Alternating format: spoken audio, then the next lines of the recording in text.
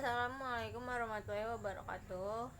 Saya Nindita Apsari dari kelas P2K dengan NIM 1862201 ingin menjelaskan tentang mata kuliah Medlit.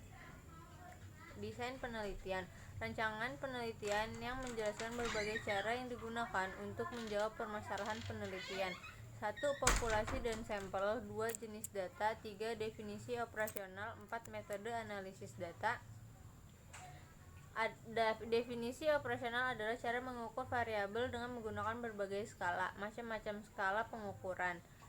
Macam-macam skala pengukuran ada 4, yaitu skala nominal, skala ordinal, skala interval, skala rasio. Skala interval, skala Likert digunakan untuk mengukur sikap, pendapat, dan persepsi seseorang atau sekelompok orang tentang fenomena. Dengan skala Likert, variabel dijabarkan sebagai indikator. Kemudian indikator dijadikan item-item pertanyaan. Jawaban setiap item instrumen mempunyai gradasi dari sangat positif sampai sangat negatif. Contoh alternatif jawaban dalam skala Likert: A sangat setuju, B setuju, C ragu, D tidak setuju, E sangat tidak setuju. A sangat positif, B positif, C negatif, D sangat negatif. A selalu, B sering, C kadang-kadang, D tidak pernah. A sangat baik, B baik, C tidak baik, D sangat tidak baik.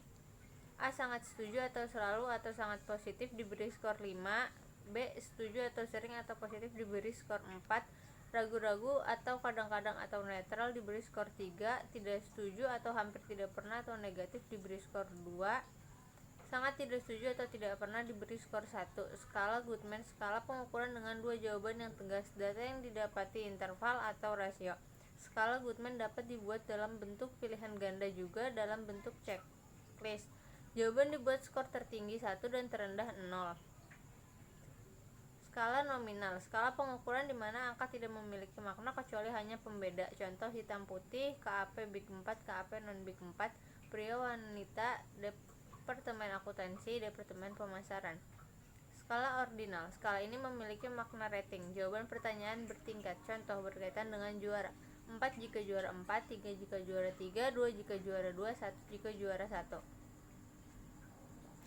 Skala rasio, data yang dihasilkan berupa data rasio. Skala ini merupakan skala tertinggi dalam skala pengukuran.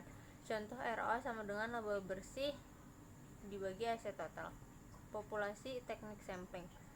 Populasi adalah wilayah generalisasi yang terdiri atas objek atau subjek yang mempunyai kuantitas dan karakteristik tertentu yang ditetapkan oleh peneliti untuk dipelajari dan kemudian ditarik kesimpulannya. Sampel adalah sebagian dari jumlah dan karakteristik yang dimiliki oleh populasi. Teknik sampling adalah teknik pengambilan sampel secara skematis. Teknik sampling seperti gambar berikut. Teknik sampling 1.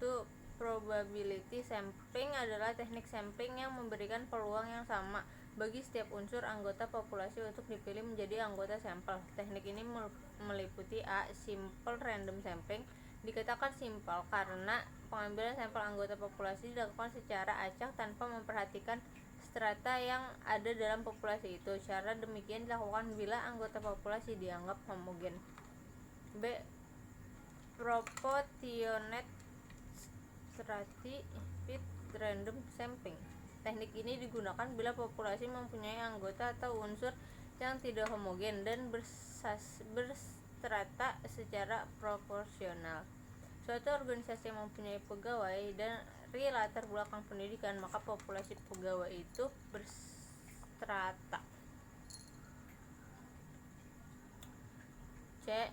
Disproportionate stratified random sampling. Teknik ini digunakan untuk menentukan jumlah sampel bila populasi strata tetapi kurang proporsional. Misalnya pegawai dari PT tertentu mempunyai lulusan S3 3 orang, S2 4 orang, S1 90 orang, SMU 800 orang, SMP 700 orang, maka 3 orang lulusan S3 dan 4 S2 itu diambil semua sebagai sampel karena dua kelompok terlalu kecil bila dibandingkan dengan kelompok S1, SMU, dan SMP. D. Cluster sampling atau area sampling. Teknik sampling untuk menentukan Sampel bila objek yang akan diteliti atau sumber data sangat luas, misal penduduk dari suatu negara, provinsi, atau kabupaten.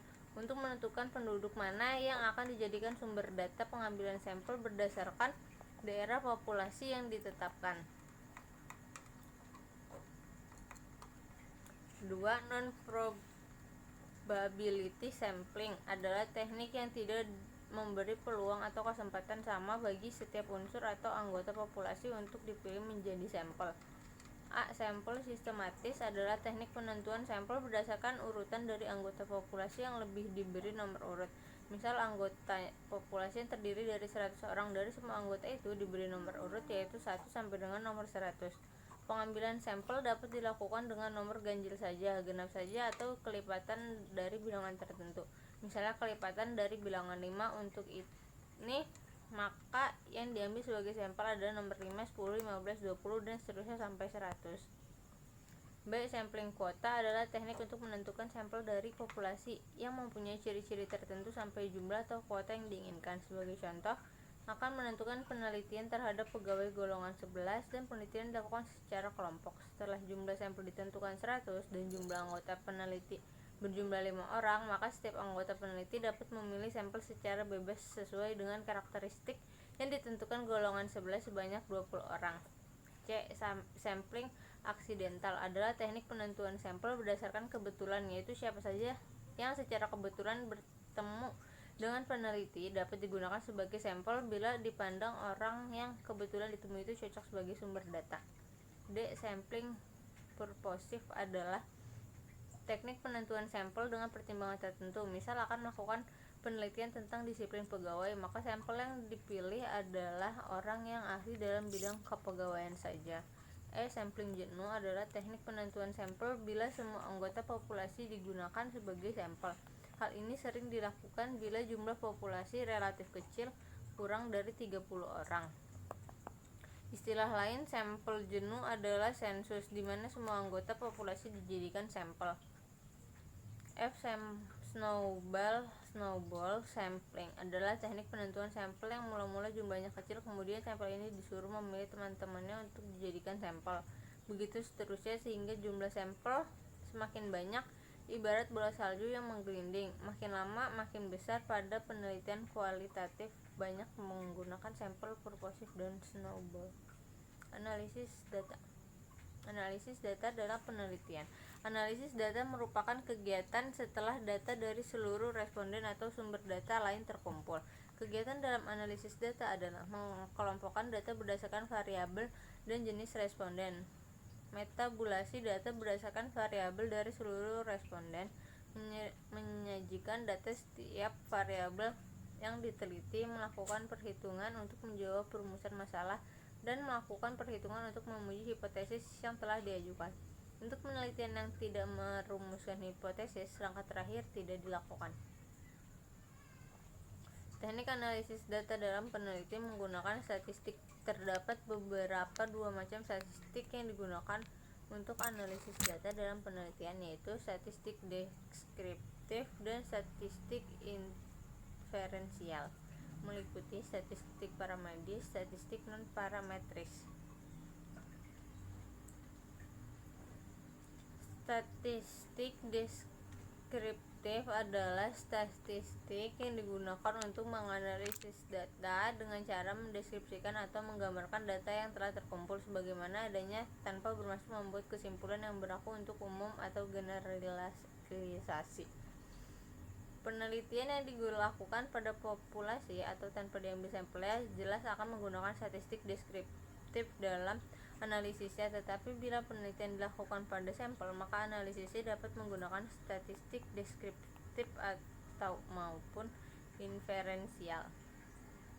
Statistik deskriptif dapat digunakan bila peneliti hanya ingin mendeskripsikan data sampel dan tidak ingin membuat kesimpulan yang berlaku untuk populasi di mana sampel diambil. Tetapi bila peneliti ingin membuat kesimpulan yang berlaku untuk populasi, maka teknik analisis yang digunakan adalah statistik inferensial. Termasuk dalam statistik deskriptif antara lain adalah penyajian data melalui tabel, grafik, diagram lingkaran, piktogram, perhitungan modus, median, mean, mean perhitungan desil, persentil perhitungan penyebaran data melalui perhitungan rata-rata dan standar deviasi.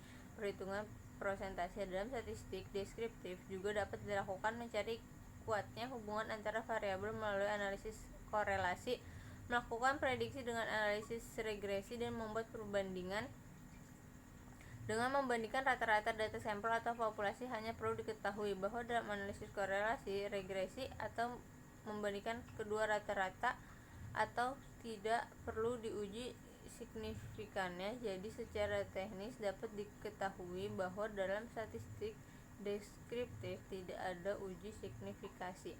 Tidak ada taraf kesalahan karena peneliti tidak bermaksud membuat generalisasi, sehingga tidak ada kesalahan generalisasi.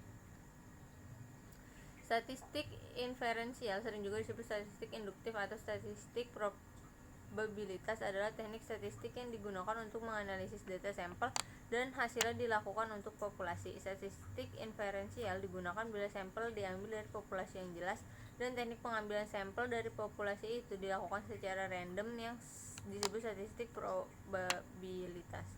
Karena kesimpulan yang diberlakukan untuk populasi berdasarkan data sampel itu kebenarannya bersifat peluang. Suatu kesimpulan dari data sampel yang akan diberlakukan untuk populasi itu mempunyai peluang kesalahan dan kebenaran yang dinyatakan dalam bentuk persentase. Statistik parametrik, statistik yang digunakan untuk menganalisis data, interval, dan rasio. Sedangkan statistik non-parametrik, statistik yang digunakan untuk menganalisis data nominal ordinal. Sekian penjelasan dari saya, kurang lebihnya mohon maaf. Wassalamualaikum warahmatullahi wabarakatuh.